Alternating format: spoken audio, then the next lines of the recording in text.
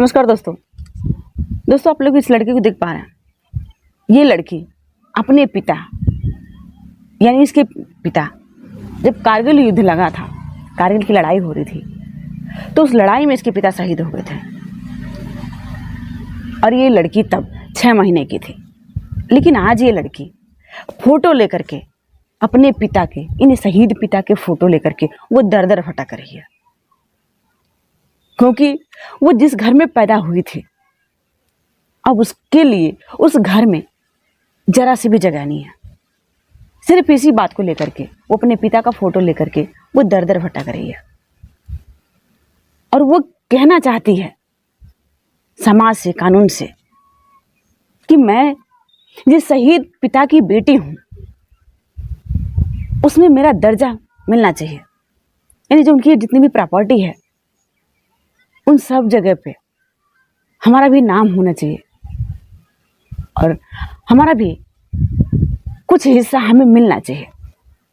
लेकिन जो इसकी माँ है, वो माँ जो पिता का पैसा मिलता है यानी पेंशन मिलता है, वो पेंशन से अय्याशी करती है।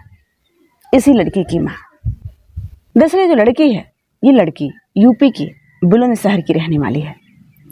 इसके जो पिता थे जिनका नाम था शहीद देवनारायण, ये देवनारायण जब कारगिल की लड़ाई हो रही थी उसी लड़ाई में इनकी ड्यूटी थी। लेकिन अफसोस की बात, बड़े दुख की बात, तो उस लड़ाई में इस लड़की के पिता शहीद हो गए। जब पिता शहीद हुए थे तो ये लड़की सिर्फ 6 महीने की थी और आज ये 22-24 साल के आसपास की हो गई है। लेकिन जो इस लड़की की माँ है, वो माँ इस लड़की से को हर जगह से बेदखल कर दिया है और उसका सिर्फ मकसद अय्याशी करना है, क्योंकि लड़की बड़ी हो गई है और हर चीज़ समझती है, जानती है, देखती है, सुनती है। उसको भी लगता है कि कितना सही और कितना गलत है और इसी बात को लेकर के अपनी माँ को टोकती रहती है कि माँ तुम क्या कर रही हो। लेकिन माँ को इस कदर ये बात नागवार लगता है, इतना गुस्सा लगता है, इतना बेकार लगता है कि वो अपने बेटी को हर चीज़ से दखल कर देती है। दरअसल ये लड़की जब 6 महीने की थी तब इसके पिता की मृत्यु हो जाती है। जब मृत्यु हो जाती है तो ये लड़की की माँ उसके नानी के वहीं से बच्चे को छोड़ देती है। वहीं पे पढ़ाई लिखाई परवरिश इस बच्चे की होती है। लेकिन जिसकी माँ होती है, इसकी माँ, इसी लड़की के मामा, इसके जिसकी माँ है, इसकी माँ के भाई यानी लड़की के मामा का जो साला होता है, उससे इसकी माँ की दोस्ती होती है, क्योंकि वो हमदर्द बन के आता है। जब इसकी पिता की मृत्यु हो जाती है तो वही हमदर्द बनता है और वो हमदर्द बनते बनते न जाने कब मर्द बन जाता है। ये लड़की नहीं समझ पाती है और इसी चीज़ का वो विरोध करती है। कई बार जो होता है, ये लड़की अपनी माँ को और अपने मामा के साले को एक साथ देख लेती है कमरे में। अब जाहिर सी बात है, ये लड़की इतनी नासमझ तो है नहीं कि कुछ समझ नहीं रही है। इस पर अपनी माँ को वो बोलती है कि तुम क्या करती हो, ये आदमी बार बार हमारे घर पे क्यों आता है, आखिर क्या रिश्ता है। अगर ये हमारा रिश्तेदार है तो रोज रोज आने की क्या ज़रूरत है। वो अपनी माँ से सवाल करती है। लेकिन जो उसकी माँ होती है, इस बात से वो अपनी बेटी की पिटाई कर देती है। और वही नहीं, जब वो जो आता है यानी उसके मामा का साला, वो 1500 रुपया इस लड़की को देता है और कहता है कि तुम मेरे साथ वही चीज़ करो जैसे तुम्हारी माँ कर रही है। दोस्तों, ये कहानी सुनाने में बहुत अफसोस हो रहा है कि ये सच में ऐसे हो सकता है क्या, लेकिन होता है